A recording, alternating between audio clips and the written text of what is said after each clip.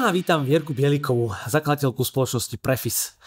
A táto firma je vlastne taký high-end boutique consulting pre house, pre správu softvéru pre oblasť treasury. Čo to teda je? To sú operácie na klientov, na finančných trhoch, teda investícií ich voľných zdrojov, či už do akcií, nákupov mien, dlhopisov a tak ďalej. Proste finančný svet, ktorý teda verím, že sa na neho aj dneska trošku posvietime.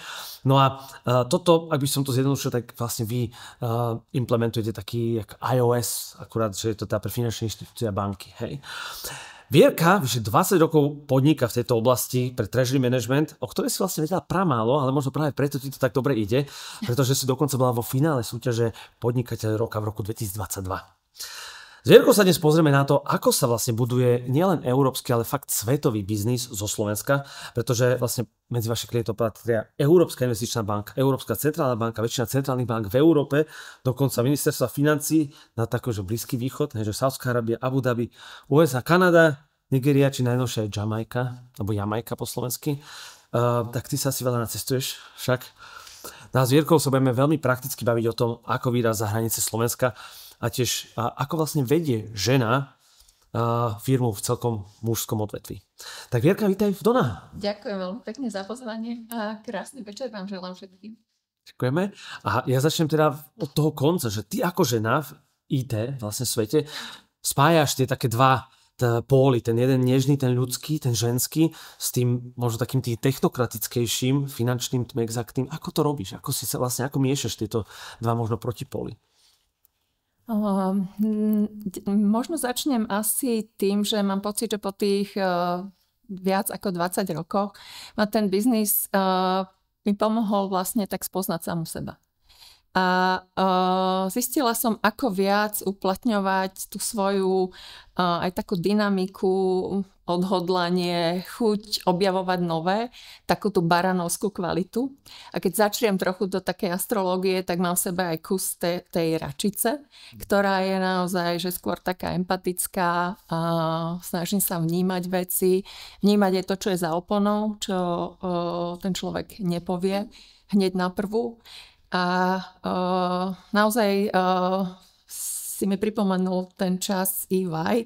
S Adelou Vincovou som robila rozhovor k tomu Podnikateľovi roka a ona bola veľmi taká žoviálna, tak ma napadlo, že fakt čím som začínala, pre mňa taká tá filozofia celého podnikania začala asi tam, ale si aj života, že to som nikdy nerobila, to mi určite pôjde.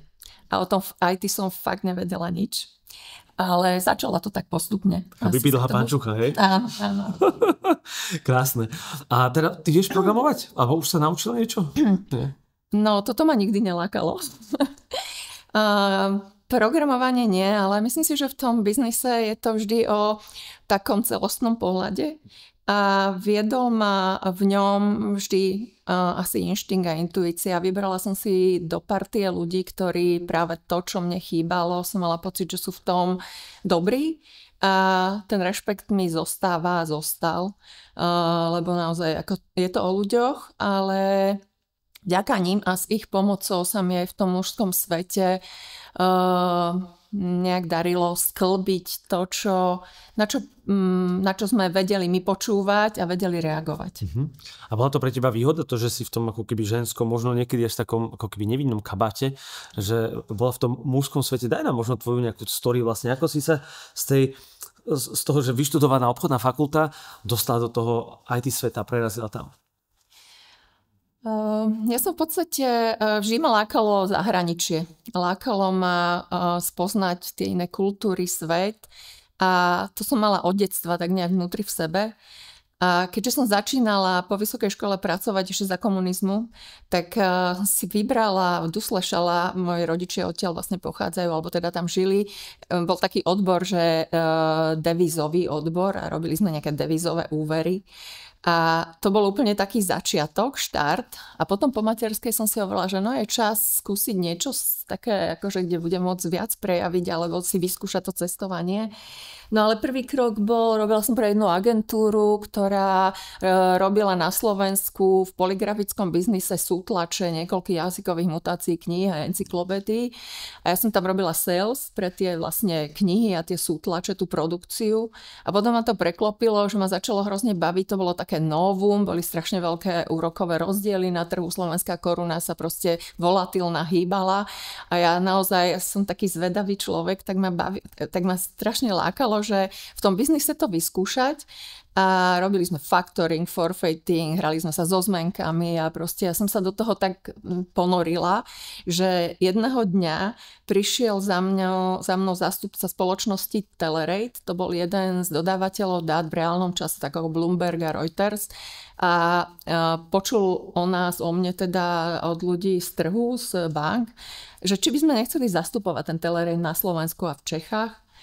A tak si hovorím, že no tak toto je výzva, toto som tiež nikdy nerobila. To mi pôjde.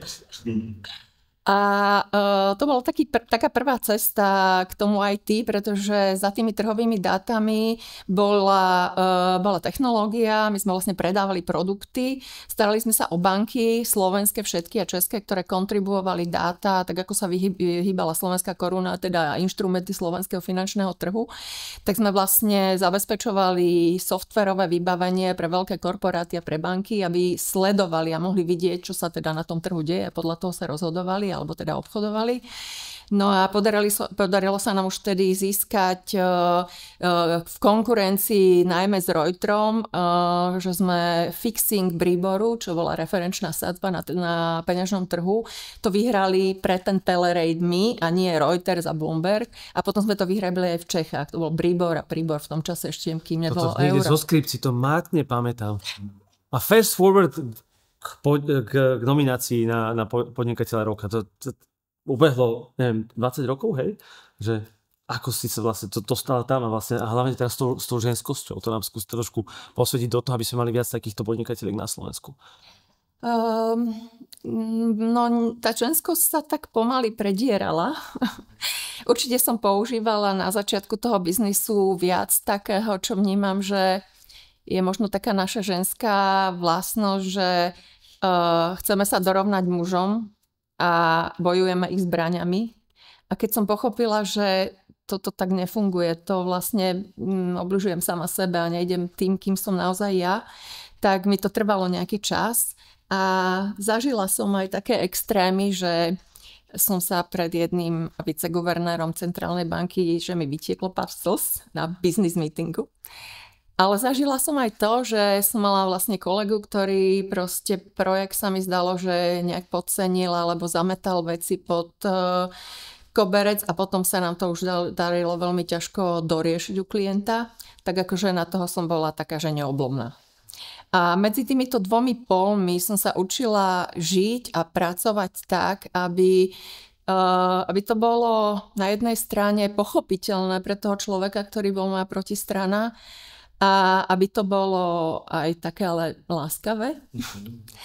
A bol to proste naozaj proces, kým som sa dopracovala k tomu, že vyskúšali sme rôzne aj taktiky, že chlapi hrali tých zlých, ja som hrala tú dobrú na tých meetingoch a tak. A boli to aj situácie, kde sme prišli do Kuala Lumpur, tam vlastne jeden veľký Petronas podnik bol náš klient a sme dodávali. To sú tie veže, že? Áno, Petronas Towers. Áno. A sme robili nejaký consulting business práve s tým softverom, o ktorom si hovoril, je to treasury, je to taká abstraktná vec, ale v podstate banky aj korporácie, ktoré investujú a na druhej strane hedžujú rizika alebo zabezpečujú svoje operácie a tie investované peniaze a voľné zdroje voči rizikám alebo emituje dlh a voči tomu sa hedžujú, tak to je vlastne to, čo je úlohou tých treasury. Je to také srdce tej banky a v tých korporátoch je to skôr taká ako obslužná činnosť. No a vrátim sa k tomu Kuala Lumpur. Tam to bolo naozaj, nazvala by som to sterilné prostredie. Proste keď sme prišli na recepciu, tak okrem toho, že chceli vedieť pred príchodom, že v podstate odvezú nás svojím autom z hotela A za tým bol samozrejme celý ten biznis, aby proste zistili, že kde bývame, ako bývame. Akože bolo to veľmi také tajomné, telefóny odložiť. V tejto spoločnosti sa proste komunikuje bez telefónov. Mali iná kultúra. A to bolo pre mňa jedna z tých vecí, ktoré ma vždy priťahovali, vedieť a poznať a mať v tíme ľudí, ktorých vieme umiestniť na rôzne projekty v rôznych častiach sveta podľa toho, akí sú svojim vnútrom a ako najlepšie vidú tomu klientovi v ústretí. No a tam som sa ja vlastne v tomto niekde hľadala tú svoju ženskosť, kde potrebujem určitú hranicu a kde môžem ísť do toho, môžem si dovoliť, lebo viem, že robíme všetko pre tých klientov, robíme vždy tú míľu navyše. Ako malá relatívne firma, k tomu možno sa dostaneme partner jednej americkej spoločnosti nadnárodnej. Dneska je to Aon Group, predtým to bol Wall Street, predtým Trema. V podstate ako certifikovaný partner, ale máme je nás 50 a sú ľudia, pre nás robia tiež z celého sveta, primárne z Európy, ale tá domena toho vzťahu je tam vždy dôležitá nájsť taký ten nejaký balans. No ako to dopadlo v tom Kuala Lumpure? Som taký, že... No, akože dopadlo to fajn. Mobil máš naspäť? Áno. Mobil mám naspäť, možno keby niekto potreboval, môže si odskočiť do Kuala Lumpur na nejaké rokovanie. Bola to iba iná kultúra, ku ktorej sa bolo treba prispôsobiť. Keď sme skončili na recepcii, nám vrátili telefóny. Proste tam to bolo zabezpečené iba to, aby neunikli informácie, ktoré, čo sa povie v Las Vegas, to tam zostáva. Chápem. A zostaňme trošku v tejto takej sfére, kde sa ako keby v tej IT sfére sa dá toho veľa skryť, hej, a môžeme sa pozrieť na naše napríklad Slovensko SK, ktoré keby robil v stredoškolách, tak by asi nevyzeralo moc inak, že pri týchto, že keď tam sú nejaké neštandardné požiadavky, napríklad na nejakú vatu, alebo nejaké všimné, alebo nejaké dumpovanie cien a podobne, že ako sa k tomu vlastne ako k tomu pristupuješ ty? A bola si súčasťou nejaké také, akože historicky niečoho? Ja nejdem do takéhoto biznisu. Tým, že pracujeme naozaj s klientami, renomovanými hráčmi na tom finančnom trhu, proste to si nemôžeme nejaké takéto reputačné fopa dovoliť, lebo by nám to zavrelo dvere. Takže my sme v podstate na Slovensku začínali ako prvého klienta sme doviedli tejto nadnárodnej spoločnosti, v tom čase to bola síce švédska, do mesiaca od podpísania zmluvy o spolupráci, o partnerstve. To bol Matador, prvý slovenský klient, a potom vlastne do 1 roku sme vyhrali my ako subdodávateľ, preto to spomínam, že to má nejaké kontúry, ale aspoň teda v povedomí na Slovensku. Sme sa stali subdodávateľ Hewlett Packard aj Siemens v tendri štátne pokladnice, kde my sme vlastne dodávali, a dodneska je to náš klient, agentúra pre riadenie dlhu a likvidity, štátneho dlhu tu na Slovensku. Ale vlastne pre nás to znamenalo iba dodať produkt a služby. A mňa to hrozne lákalo, alebo teda aj nás vo firme, pretože to bolo niečo nové. Tam vlastne iba vznikol zákon, zriaďovala sa štátna pokladnica, zriaďovala sa agentúra, ako sa bude štátny dlh riadiť, a vlastne my sme to v tom softveri, ktorý sme ako nástroj dostali, mali nejakým spôsobom pripraviť, ponastavovať, pomôcť, a dokonca ten softver pomáhal sa zorientovať aj pri tvorbe tých procesov na tej agentúre. Takže to bolo, ale ako do takýchto praktík, ako radšej nejdeme do toho biznesu. Ale spomínaš napríklad túto dodávku, alebo tú štátnu pokladnicu preto, lebo málo práve mediálne bola ako taká, že nebolo to úplne čisté, hej? Mediálne. Ja o tých veciach, akože toto bolo mimo nás. My sme vstupovali do rokovaní s našim vtedajší pôvodný partner, bola spoločnosť Trema, ktorá vlastne nejakými meržami, akvizíciami sa dopracovala dneska nejakej Aon Group, americkej spoločnosti sídliacej v New Yorku, ale stále my robíme ten istý software, je to proste stále to isté know-how, tá istá expertíza. Je to tá Trima potom, hej, tá známejšia. Áno. Dobre. Nemusíme sa okolo toho motať, je len to ako keby, že možno aj v tom zahraničí, že či si sa ty napríklad s tým nestretla, že teda nejaký úradník povedal, že no my sme si vás vybrali, ale potreboval by som ísť na dovolenku s rodinou, alebo potreboval, nie. Ako medzinárodné tendre, do ktorých sme šli, spomenul si Európsku investičnú banku alebo centrálnu. Tam je vlastne na 4 a 6 ročné obdobie sa tendruje framework kontrakt, ktorý potom znamená, že ešte pre každý jeden projekt tých 4-5 firiem, ktoré vyhrajú, súťažia o každý konkrétny projekt. A v takomto prostredí je to naozaj o tých ľuďoch, ktorí sme schopní dodať, ktorí majú 15 plus rokov skúsenosti s tým softvérom a o tom to je. Hej, o vytvorení vzťahov s tým klientom, o vytvorení nejakej dôvery a možno to tak funguje, ale ja o tom neviem a o tom nechcem vedieť, pretože to je niečo, čo si myslím, že je veľmi krátkozraké. Okay, takže nemáte nejaký fond, niekde v Švajčiarsku, že z tohto môžete vyberať, keby niečo. Dobre, len som sa chcel uistiť, ako to teda funguje v takomto veľkom svete. A poďme teda naspäť na tú tému, pre ktorú sme tu dnes prišli, a to je teda, ako sa robí, ako sa vyváža možno tá práca s mozgom zo Slovenska. A ty si vedela od začiatku, že chceš robiť akože svetový biznis, že bolo to tvoja ambícia? Neviem, či by som to nazvala ambícia, ale bol to taký sen, že zo Slovenska nájsť tu ľudí, s ktorými sa budem môcť dostať do sveta. A začať spoznávať vďaka ním a ich prostredníctvom. Som vedela, že v tej IT sfére ja potrebujem naozaj ľudí, na ktorých sa môžem spoľahnúť, oprieť v tej oblasti toho IT aj v tej teda odbornej expertíznej. A áno, toto bol sen. Proste som si predstavovala, ako raz budem cestovať a rozprávať s klientami niekde vo svete. A ešte som vtedy, tiež som bola v jednej astrologičky a tam mi povedala, že teraz na začiatku vy musíte bojovať a chodiť a hľadať tých klientov, ale potom prídu aj oni za vami. A musím povedať, že sa to stalo. Že vďaka referenciám naozaj sa nám stane, že na projekt alebo podobne na klienti oslovia. Máme veľkého klienta v Abu Dhabi, to je jedna z najväčších sovereign wealth fund, takej tej investičnej autority. A tam, keď sme dodávali projekt, tak tiež to bolo referencia. Vlastne 3 naši klienti si zavolali s nimi, povedali, aké služby sme tam dodávali, akých ľudí máme. A my sme tam poslali vtedy v tom čase asi 3 roky robil pre nás človek, ktorý robil predtým 12 rokov v JP Morgan v Londýne a naučil sa tým softvérom pracovať a vlastne my, keď sme tam prišli na prezentáciu a rozhovor, tak on presne vedel, o čom tí portfólio manažeri rozprávajú, proste rozprával ich jazykom a ja som tam fakt mohla byť za peknú. Super. A využívaš tú astrologičku ako keby aj dodnes, alebo že tvoji ITčkári chodia si vykladať karty alebo niečo, že ako to máte v tomto smere, že neberú čo trošku, že počuješ, že Vierka zase bola niekde u astrologičke? Nie. Akože ja mám kamarátku, dobrú astrologičku, ktorá je ale jungianská psycholožka. Proste mňa to baví sa okolo tých veciach rozprávať, že nájsť vlastne nejaké referencie, oporné body v živote. Ale čo sa týka tímu, tak my fungujeme na team buildingoch, tým, že máme ľudí vlastne naozaj po svete, tak 2-krát za rok sa stretávame.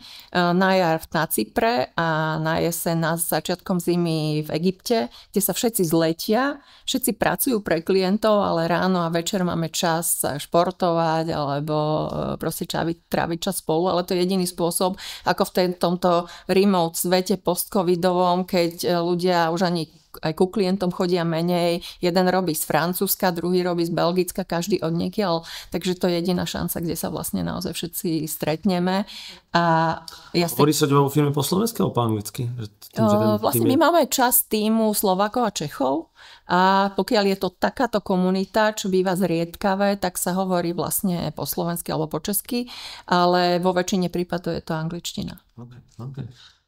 Dobre, poďme na ten ako keby recept, poďme vyťahnuť z toho, že ako teda dostať sa z toho Slovenska do toho sveta. A teda vy ste si tých prvých pár rokov, som tak pochopil, budovali to renome, cez ako keby aj tých vašich partnerov, alebo toho teda hlavného partnera s tým softverom Wall Street Suite. Že tak skús nám dať ako keby možno taký krátky recept, že ako si budovať to renome a možno potom ako keby tá ďalšia otázka je, že možno čo by si robila dneska inak, že keby si mohla si poradiť svojmu 20-ročnému ja. No, musím povedať, že ja som začínala v čase boomu. Vtedy tu veľa vecí nebolo a vlastne my sme začínali s tým, že naozaj v podstate sme priniesli pre spoločno v tom čase Švédsku klienta, ktorý bol Matador Púchov. Už bol náš klient na tie trhové dáta predtým. Vedeli sme, že treasurer chce urobiť distribučné centrum na treasury. Takže ako v Tréme, ja som sa vlastne dostala do Trémy tak, že som sa zoznámila. V podstate náš bývalý kolega išiel pracovať do Trémy a ja keď som zistila, že tu bude prvý tender Slovenskej sporiteľne na treasury systém, tak som ho poprosila, aby mi tam našiel nejaký kontakt, že som sa rada s nimi spojila a proste predstavila im, ako im my tu môžeme pomôcť v tejto strednej a východnej Európe.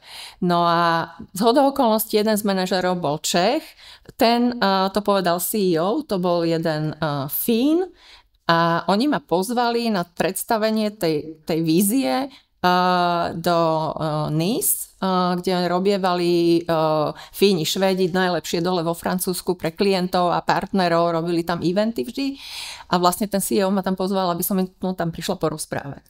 No ale to bol taký meč, že Fíni sú veľmi podobní mentalitou ako my. A vlastne ja keď som mu predstavila, že jednak sme v tej oblasti toho treasury mali klientov v oblasti tých trhových dát, takže my sme tu poznali Slovensko, Čechy, možno 60 podnikov a všetky banky, že je to ten istý ako keby target market, ten istý záber, vieme osloviť tých istých klientov.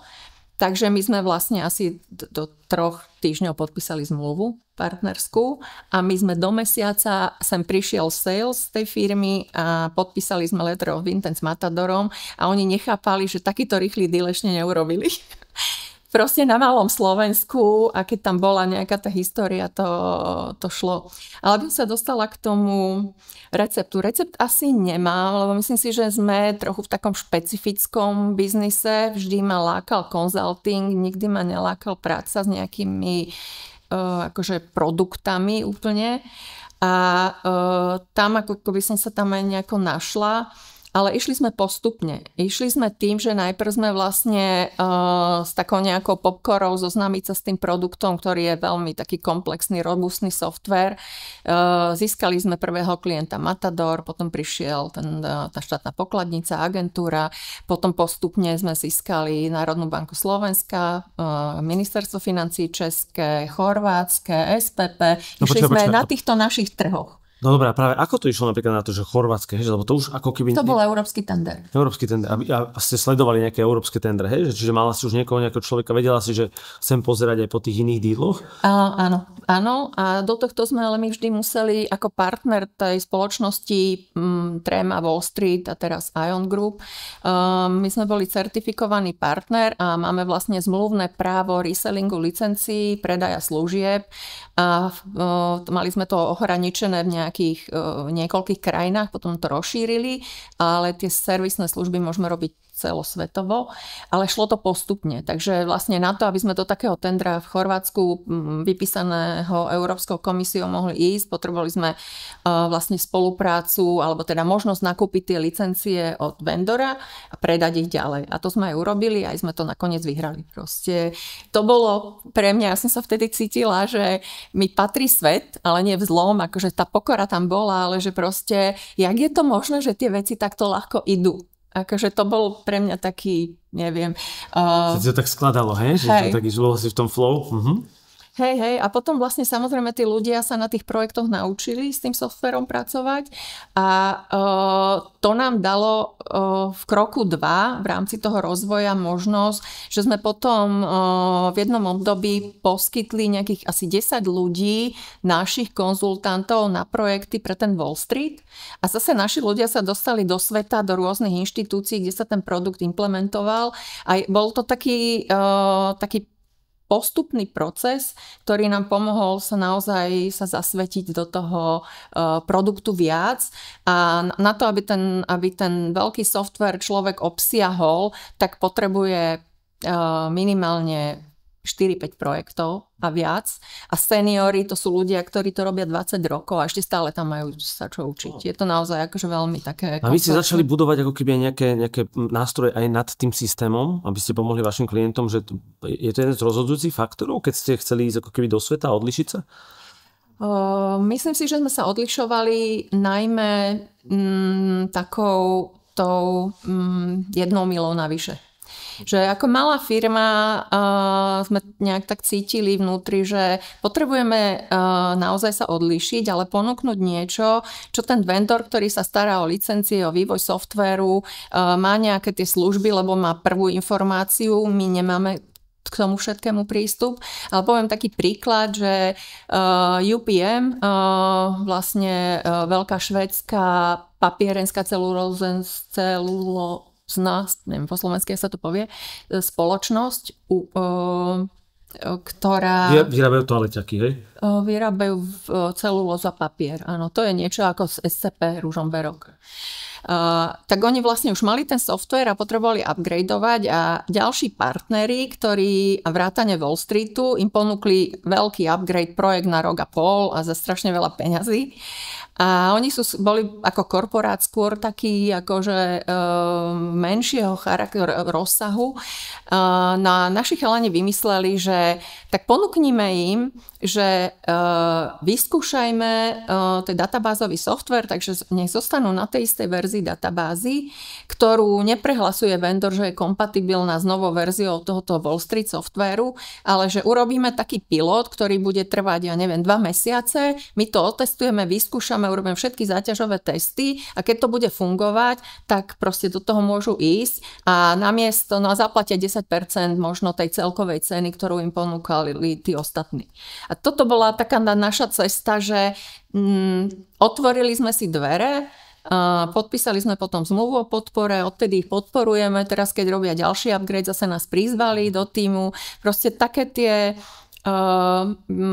beh na dlhé trate a zároveň niekedy pre toho klienta alebo vždy urobiť viac ako ten vendor a tým sa dostávame k tomu vývoju, že začali sme tvoriť vlastne nad tým veľkým Wall Streetom aj nástroje, ktoré sme videli, že chýbajú. Ten veľký software to v sebe nemá, ako napríklad nejaké automatické testovanie pri veľkých projektoch, to proste je strašne veľa dát, ktoré sa musia zadávať do systému, otestovať a to naši vývojári vlastne vymysleli, keďže poznali všetky tie komponenty softvéru a k nejakej časti máme prístup, nemáme k zdrojovému kódu, ale k nejakej máme. Takže to vymysleli a tým, povedzme, pomáhame tých klientom zjednodušiť si proces. A dostali sme taký feedback, akorát teraz bol jeden event v Mníchove s tým našim vendorom a Centrálna banka Poľska prišla, že človek, ktorý dlhodobo tiež s nimi robíme, že neuveríte, ale ten váš iHub, to máme takú platformu, ktorá konektuje tie obchodné tradingové platformy, kde sa obchodujú rôzne tieto nástroje finančného trhu. Prišiel a povedal, že my sme robili patch upgrade, taký menší systému jedného, druhého a my sme úplne na ten váš iHub zabudli a ono to celé fungovalo. Že to bolo proste tak urobené, že to fungovalo aj keď sme prešli na vyššiu verziu, tak proste to sú také momenty, kedy sa to vracia, tí ľudia o tom rozprávajú, ale je to postupné budovanie. Takže tvoja stratégia je a bola, že vlastne ideš tu extra mílu pre toho klienta a tam možno ako si nastavuješ tie hranice, aby to nebolo na úkor možno teba alebo tých ľudí, že vlastne, alebo dokonca iných klientov, že vlastne ako tam držíš tú prívetivosť, možno takú slovenskú pohostinnosť vlastne v tom slova zmysle, tú istú extra mílu, s tým, aby to nebolo zneužívané, aby ste vlastne vedeli aj zdravo rásť, aby sa vám to vyplatilo na konci dňa. Samozrejme, to sú veci, ktoré sú vždy spočítané. Ako je to tá expertíza ľudí, ktorí vlastne na začiatku každého projektu robím nejaké odhady, že koľko čo bude trvať, čo tam potrebujeme a je to nejaký range. Nikdy sa nedá trafiť pri takomto veľkom riešení úplne presne, ale vymedzíme tomu nejaké podmienky, nejaké hranice, ale vždy je tam tá ústretovosť, vždy je tam tá nejaká extra míla, kde si povieme, že toto je ten náš smart, tento nástroj dostanete za 3 mesiace zadarmo a keď vám to bude dobre fungovať, implementáciu zaplatíte a keď vám to bude fungovať, potom nám začnete platiť za tú licenciu. Okay. A toto proste veľká firma si takéto niečo málo kedy dovolí, alebo proste je tých nástrojov veľmi veľa, ale hlavne skvelého obchodného riaditeľa, ktorý začínal ako konzultant, potom nejaký čas vlastne tak nejako sme kráčali spolu, on sa tie veci vnímal, učil, ale má proste talent na to a ja už dneska robím len také viac menej vážnejšie rozhodnutia,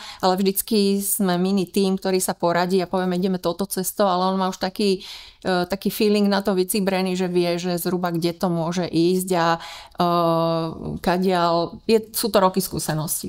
Takže nestáva sa tým, že bol aj konzultant, tak sa nestáva to, že sales proste nasľubuje hory doly a potom to delivery, že čo si sa zblázni, za tieto peniaze my to nevieme spraviť. V tomto svete to nejde. No. OK. Na aké argumenty počúva ten zahraničný trh? A teraz neviem, či máš nejakú stratégiu na to, že case by case, akože že čo funguje na Fínu, čo funguje na centrálnu banku alebo tak, ale že vlastne s čím pracujete, aby ste vedeli počuť to áno, napriek tomu, že sme firma z malého Slovenska? V podstate staviame na referenciách. Toto je biznis o referenciách. To je ako prvá vec, že snažíme sa, aby ten klient od nás počul už od nejakého iného klienta. Prípadne poprosíme niekoho z našich klientov, aby sa spojil, keď akvirujeme nejakého nového zákazníka.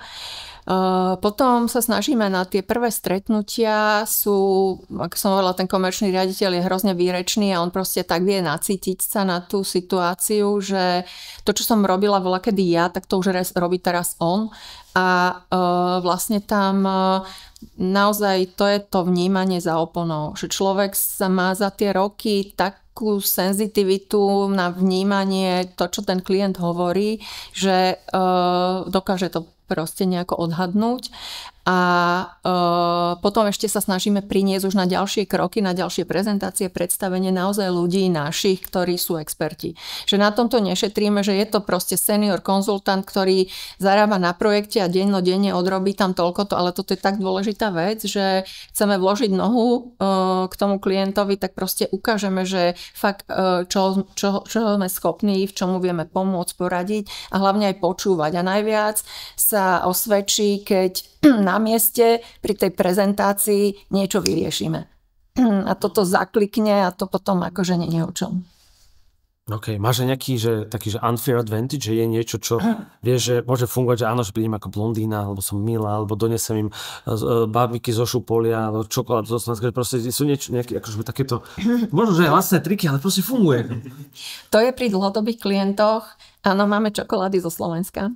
Robíme s jednou žilinskou firmou Dobrá čokoláda už asi 10 rokov a oni vždy vymyslia iné bonbóny a keďže títo klienti ani nemôžu príjmať dary, je to veľmi také akože náročné vymyslieť niečo. Ani úplatky, ani dary, ani dole. Ale na Vianoce chodíme po klientoch na Vianoce, nie už teraz po všetkých, ale k mnohým chodíme a vždy máme, to sa môže priniesť len na desk alebo do niektorej kancelárie, kde si potom všetci zbehnú a dajú si tam skvelé slovenské víno a slovenskú čokoládu.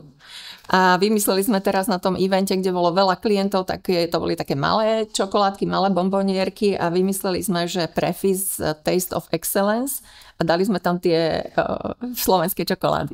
Oh, OK.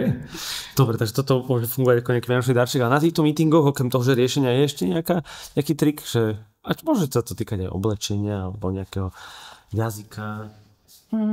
Určite jazyka vnímavosti a naozaj je to každý prípad iný, že nezaškatulkovávame každého klienta, lebo toto sme urobili tam a tam, ale každý ten prípad vlastne riešime úplne individuálne a to počúvanie je dôležité a z toho počúvania potom príde aj nápad, že čo vlastne ten klient naozaj rieši, čo naozaj potrebuje v čom pomôcť a vlastne potom k tomu ako keby prídeme s nejakým nápadom, návrhom.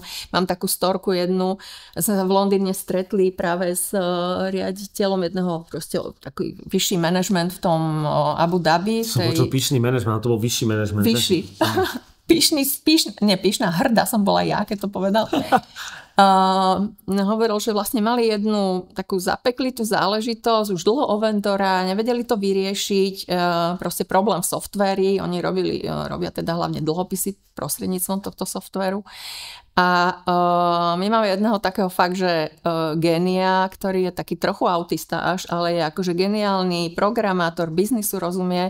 A tento manažér mi tam povedal, jak sme tam sedeli pri stole, že váš Michal sadol do lietadla a kým pristal v Prahe, tak nám poslal riešenie. Oni boli z toho hotoví a ja tiež teda, že proste niečo také, že je to vlastne naozaj o tých ľuďoch a ja vnímam, že to je proste najväčšia hodnota, ktorá v tej firme je. Na konci je to fakt o tých ľuďoch. Čo by si dnes robila inak pri tej expanzii? Sú nejaké ako keby lessons learned alebo teda ponaučenia z tej tvojej cesty? Asi v expanzii ja nie som človek, ktorý chce nejak biznis veľmi škálovať alebo mať veľkú firmu a mať 3-krát takú a 5-krát takú. Vlastne pre mňa je skôr atraktívne porozumieť tomu trhu, tej kultúre, výzvu, strety a byť blízko našim ľuďom aj tomu klientovi. Takže z toho aj vychádza vlastne to, že túto cestu toho konzultingu asi nie, ale mám určite vec, ktorú by som robila inak a to je, my sme jedno obdobie si povedali, že na trhu je veľa menších korporátov, menších spoločností, ktoré by tiež potrebovali treasury software a my sme mali jeden skvelý nástroj, ktorý na výpočty jednej takých rizikových ukazovateľov využívala už roky jedna finančná inštitúcia, skvele im to fungovalo, odlišovali sa od trhu, boli úplne že happy s tým a my si povedali, že na tomto základe urobíme väčší software. Takže sme postupne hajrovali viacej a viacej ľudí, developerov, programátorov, začali sme ten software rozvíjať, získali sme na to pár klientov. Ale potom prišiel moment, kedy bolo treba naozaj, že injekciu v veľkú finančnú investíciu ďalších ľudí a v tom momente určite by som urobila nejaký agilný pilotný projekt predtým, než sa vrhneme do takéhoto vývoja, lebo nebolo to naša kultúra, nebolo to naša esencia ako firmy a nevedeli sme to robiť tak dobre a tým pádom sme to potom museli zavrieť a to bolo pre mňa akože náročné a ťažké rozhodnutie v tom biznise. A najmä kvôli tým ľuďom. Takže si musela prepúšťať, hej? Čo sa nám nikdy predtým nestalo. My stále máme málo ľudí v tomto biznise. To je taký úzky segment, že tých ľudí na svete je len niekoľko. A vychovávame si nových, a takže je to také vzácne, ale tu to boli Java developeri primárne a nejakí ľudia, čo poznali aj tie financie. A vlastne my sme v jednom momente museli asi 15-20 ľudí uvoľniť. Niektorým sme ponúkli alternatívu s týmto Wall Streetom, ale u všetkých to nešlo. No a pre mňa to bola taká hodina pravdy, že ja som síce priznala aj s pokorou, že boli tam aj moje zlyhania v tom rozhodovaní, aj teda tímu manažerského, ale proste nevieme to urobiť lepšie a je to proste záchrana pre nás všetkých. A také pochopenie, že ja som dlho riešila takú zodpovednosť, že ja tých ľudí proste zamestnávame ich a musíme im nájsť prácu a tak ďalej. A tuto som sa naučila, že proste, alebo nejak tak pochopila, že sú to dospelí ľudia schopní a ja im proste nemôžem brať tú silu tým, že nebudem dôverovať, že si nenájdu prácu. Wow. OK, takže toto chcela ako keď trošku tej psychickej, výraz psychický, aby si to nebrala ako vlastne zlyhanie. Hej, a neoslabovala ich tým, že fakt, že čo s nimi teraz, som za nich odpovedná. Ja som to mal tiež dosť, ako keby, keď začala korona u nás vo firme. Keby si mohla vydestilovať fakt, že iba 3 piliere toho, ako fakt zo Slovenska odísť do zahraničia alebo robiť biznis v zahraničí, alebo čomu sa vyhnúť, čo by to bolo také nejaké top 3 veci? Čo by mal každý podnikateľ slovenský, na čo si dať pozor? Alebo možno do čoho aj investovať? Alebo čomu sa vyhnúť? No, čomu sa vyhnúť, to neviem. Ja som skôr človek, ktorý hľadá cestu ako áno a nie ako nie. Takže skôr asi k tomu, že čomu prikladať dôležitosť je asi, pre mňa je to budovanie dôvery, naozaj odlíšenie sa, nájsť ten spôsob, ako sa odlíšiť a verím, že sa to dá všade. Je to len otázka ako vždy času a peňazí. Ale tam potom musí fungovať ten ochranný mechanizmus, že tak toto nemá zmysel, nebudeme tadiaľ do nekonečna. Čiže proste nájsť tam aj taký ten risk management, taký ten zdravý risk management, tu je moja hranica a musím si ju uvedomiť a musím si ju strážiť. Okay. Tak asi toľko. Dobre, super. A čo by si možno odkázala firmám, ktoré možno majú ten potenciál, aj európsky alebo svetový, ale boja sa ako keby z toho slovenského, z toho lokálneho, ako keby niekam sa posunúť, že je niečo, v čom by si ich vedela posmeliť? No pipilou pančuchou. Ako nemáme čo stratiť. Podľa mňa zvedavosť je jedna z najkrajších vlastností, ktorú my ľudia všetci máme. A keď pôjdeme s tou zvedavosťou, tak tam je to otázka nájdenia ciest, nájdenia spôsobov, nájdenia produktu, nájdenia toho flexibilného cesty ako voda, ktorá si tú cestu vždy nájde. Pekné. Poďme teraz do takého teda ego titulu, že keď si bola nominovaná na podnikateľa roka, tak ako ťa vlastne, či si ty tým niečo sledovala, ale možno ako ťa to ovplyvnilo, aj tá pozornosť a všetko. Brala si to možno ako nejaký vrchol kariéry, že ako to vlastne, čo to u teba zanechalo? No, pravdu povediac, o nás tu na Slovensku 25 rokov nikto nevedel. Takže mňa moja spoločnička prihlásila do EY, akože na adepta na podnikateľa roka. A pre mňa to v podstate nebolo to ani nejako, že koniec kariéry, ani nejaké zadozučinenie. Skôr to bolo taký pocit, že asi je čas, aby o nás aspoň niekto tu vedel. A čo najkrajšie bolo na tom, bolo pre mňa práve to stretnutie sa, či už počas tých rozhovorov, alebo aj na tom gala večeri, že zaujímali ma tie rôzne podnikateľské príbehy, ako tí ľudia to riešia, s čím sa boria, proste čo tu preskákali, bo bolo tam veľa firiem, ktoré aj exportujú, bolo tam veľa aj slovenských firiem, ale to bolo pre mňa taká tá esencia toho, že ako vlastne vyzerá tá slovenská podnikateľská komunita.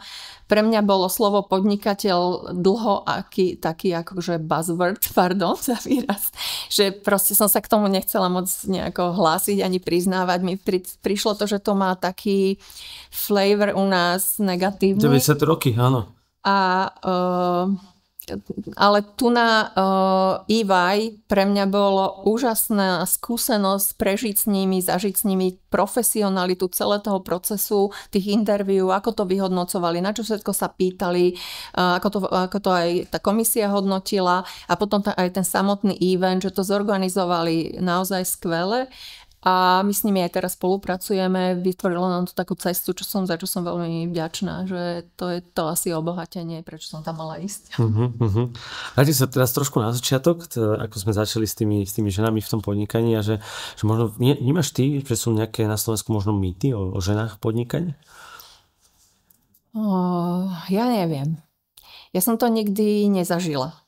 Ja som proste sa ocitala v prostredí mužského biznisu, kde bolo relatívne málo žien, ale boli tam, kde som skôr zažívala taký rešpekt a skôr vnímanie, že a fakt toto môže robiť aj žena. Či sú mýty na Slovensku, to je asi to, čo som spomenula, že si myslím, že my si to robíme my sami. Chceme bojovať mužskými zbraňami, ktoré nám nie sú vlastné. A skôr ten návrat k sebe a nájdenie tej svojej esencie, že pre mňa je taká významná cnosť, ktoré hovorím, že clarity, alebo taká jasnosť, že moje srdce aj myseľ sú v jednom momente vedia, že toto je to správne rozhodnutie a v tomto momente. A k tomu sa dopracovať bola moja dlhá cesta v biznise, ale aj osobná, tie veci sú prepojené a myslím si, že toto je to, čo nám ten biznis pomáha hľadať. A či je to žena alebo muž, v dnešnom svete si myslím, že práve naopak dochádzame k takej liberalizácii a pochopeniu toho, že všetko, každá tá orientácia alebo pohlavie má svoje, proste rešpektujeme tie rozdiely medzi nami a toto si myslím, že je cesta. A je niečo možno osobné, ktoré ako pozeráš sa z dnešného pohľadu na tú históriu aj na tie úspechy v tom podnikaní, ale čo ti napríklad podnikanie vzalo? A či už to bude z toho ženského, materského alebo rodinného života, alebo to je možno fakt len akože možno nejaká vec, čo sa ti nenaplnila, ako nejaký možno detský sen. Je niečo, čo ako kým prečo ti to podnikanie zobralo? Asi nie. Neviem o ničom takom. Ja mám takú nejakú vnútornú také poznanie, že v podstate v každom momente človek urobí to, čo v danom momente urobí to tak, ako to najlepšie vtedy vie. A určite boli situácie, ku ktorým, keby som sa na ne pozrela v tom čase dnešnými očami a poznaním, tak by som ich urobila inak. Ale to už by bol iný príbeh. Zažila som aj také, že som si uvedomila, že istú vec alebo istú situáciu som nezvládla úplne a ešte s tým môžem niečo urobiť. A to som mala tento rok vlastne taký veľmi silný zážitok, kedy jeden z našich kolegov asi pred 6 rokmi odišiel z Prefisu. A ja som v tom čase možno bola na ňo príliš prísna a som si uvedomila, že on tie veci, snažila som sa to pochopiť, že vlastne s odstupom času, lebo v tom momente to bolo tak pre nás zásadné, mal som pocit, že sme nezvládli projekt, že to bolo na úkor ako keby aj firmy a asi som bola na ňo aj zlá. A prišlo to až vlastne, to bolo uvedomenie po tých 6 rokoch, že ešte s tým môžem niečo urobiť. Ja som sa mu ozvala, vlastne vysporiadali sme veci, ktoré sme mali nevysporiadané a proste to bol taký pocit, že človek to môže napraviť. Už s tým novým poznaním, čiže ako keby novým nastavením a vrátili sme sa, ako keby sme zmazali tie roky, ktoré boli a on mi dokonca povedal, že vieš, keď som ešte robil pre tú firmu, ja som robil pre ňu všetko, moja manželka ma upodozrievala, že niečo s tebou mám, lebo že proste stále o tebe rozprávam. A proste až to prišlo po taký moment zvratu, kedy mi povedal, že som normálne mal pocit, že viera, ktorá ma zviera. A to bolo pre mňa, že neustojiteľné. Proste to je to, čo ma tvorí. Proste mať tie vzťahy upratané. A ešte to asi nemám úplne vysporiadané, alebo sa mi slzy tlačia do očí. Ale je to teraz úplne, naozaj sme sa vrátili k tomu vzťahu, ktorý sme žili a bojovali v tom biznise, ani nebojovali, proste tvorili ho spoločne. Ďakujeme. A s tým trošku pokračovať z tých ťažkých chvíľ a chcem sa spýtať, či si ty mala niekedy tú situáciu, že si vyhorela alebo bola blízko vyhorenia a ako si možno s takýmito hraničnými situáciami možno pracovala? Vyhorenie nie. Mala som taký zápal, že prvých asi 7-8 rokov ja som proste trávila dni a noci vo firme. Deti ma dosť málo videli, bývala s nami babička, ktorá sa o nich starala nejaké obdobie. Až ma kolegovia posielali, keď sme tender robili proste o polnoci, že už choď domov. To bolo obdobie, kedy ale mňa to vôbec, ja som nebola vyčerpaná, ja som proste nepotrebovala spať. Pre mňa to bol taký zápal, že som tú energiu proste v sebe stále nachádzala. Ale potom prišlo obdobie, kedy som si povedala, že veď musím to delegovať, že nemôžem to všetko ja rozhodovať a robiť. A s tým prišla taká úľava, že som proste možno v nejaký čas aj vďaka blízkym ľuďom vo firme pochopila, že to musím proste naozaj delegovať a nenosiť to na svojich pleciach všetko a potom to proste išlo ľahko a dneska už mám taký tím 3 manažerov, keďže sme asi 50 členná firma, nie je nás veľa a s nimi proste vyriešime všetko. Či je to kybernetická bezpečnosť, klienti, kolegovia naši, vlastne ja mám naozaj v podstate v rukách len nejaké kontrakty, strategické rozhodovania a teraz mám v podstate, užívam si ten podnikateľský život. A inak ako si spomínajú na toto obdobie, že sú nejaké výčitky, alebo zostalo niečo také, že to... Nie, bola to pre nich... neviem, ako to vnímali v tom čase, boli radi, že sú s babičkou, ale tak ako to komunikujú teraz, tak to bola pre nich inšpirácia. Syn podniká vo viacerých oblastiach, je taký úplne ešte otvorenejší ako ja. Ja si myslím, že dosť som tak akože fokusovaná na tú nejakú jednu oblasť. A dcéra tam mi vždy hovorí, že je to proste pre ňu inšpirácia, že som sa tak pustila do sveta. Ty si veľká športovkyňa, teda, že lezieš, bike, tanec, yoga, neviem čo, že vnímaš ty paralely medzi športom a biznisom? Mám napríklad kamaráta, ktorý vlastne si hajruje iba ľudí, ktorí sú, alebo boli vrcholoví športovci, lebo je tam tá disciplína, dá sa tam ako keby využiť aj to také seba zaprenie, že chvíľku vydržia ísť aj pod veľkým tlakom. Že máš to niečo podobné, nejaký podobný princíp teba? Mám ho sama voči sebe, nemám ho voči ostatným, lebo vlastne pri výbere ľudí, ktorí pre nás pracujú, je hrozne dôležitá taká tá odolnosť. To znamená, že tí ľudia sú schopní odísť do Nigérie, dodávať tam projekt, byť tam pod tlakom, kde im nad hlavami stojí 5 ďalších ľudí, ktorí až tak toľko skúseností, ako povedzme my v tomto strednom západnom svete nemajú a proste musia ten tlak vydržať. Popri tom je tam bezpečnostné rizika, je tam malária, je tam neviem čo. Čiže toto je tá dimenzia, ktorú tí ľudia, keď k nám prichádzajú, potrebujú v sebe mať a plus tá expertíza. Čiže ľudsky sú to naozaj veľmi... Tí dobrodruzi ako ty potom, nie? No áno, akože naše team buildingy na začiatku pred nejakým obdobím vyzerali, že sme išli išli sme na horských bicykloch, išli sme canyoning a proste máme fotky po firme, kde sme fakt išli do takýchto extrémnych športov. Kto chcel, išiel, kto nechcel, sedel pri pive, ale akože bola možnosť voľby. A pre mňa asi najsilnejšie bolo, ja som asi 15 rokov liezla, už teraz posledných 5-6 rokov nie, ale chcela som sa k ferátám aspoň vrátiť. A najsilnejší moment bolo z toho lezenia, že tam fakt človek potrebuje čistú hlavu a každý jeden akože záchvev myšlienky sa proste odrazil na tom, že nemal som žiadny nejaký veľký úraz, ale stalo sa mi, že ja neviem, noha sa mi šmekla, alebo ruka, alebo nebolo to úplne, že... Ale to momentum toho prítomného okamihu zavnímať, že teraz musím iba toto urobiť, čokoľvek iné ma môže ohroziť, tak není to s takým rizikom v tom biznise, ale ako keby rozhodovanie sa v každom momente je cibri takú vnímavosť človeka.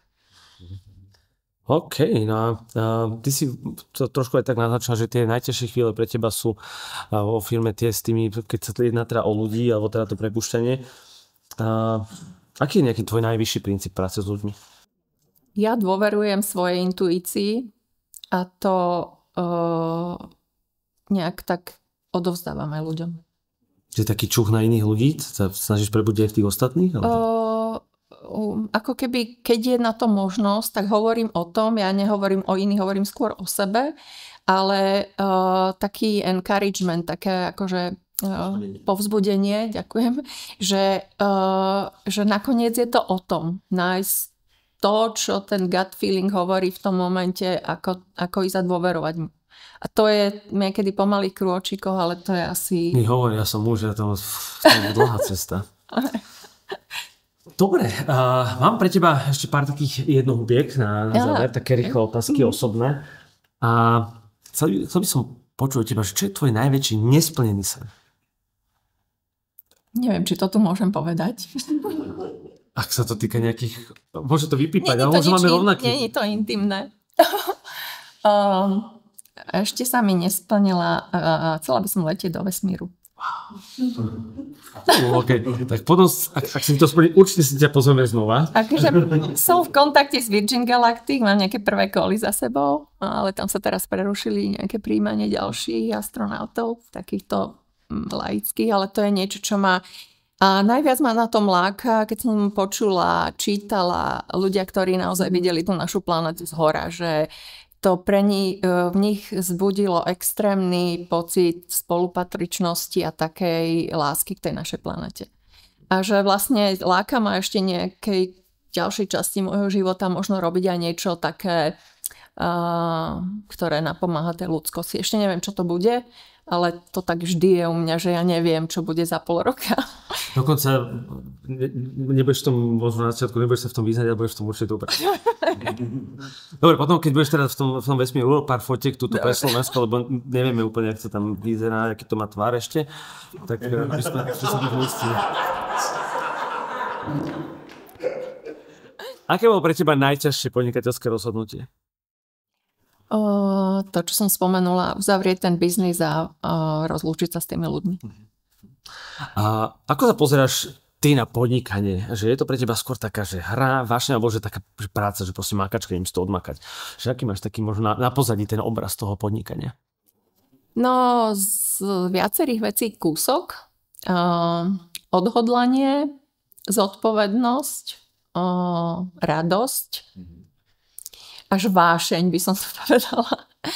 A hranice. A hranice v akom smysle?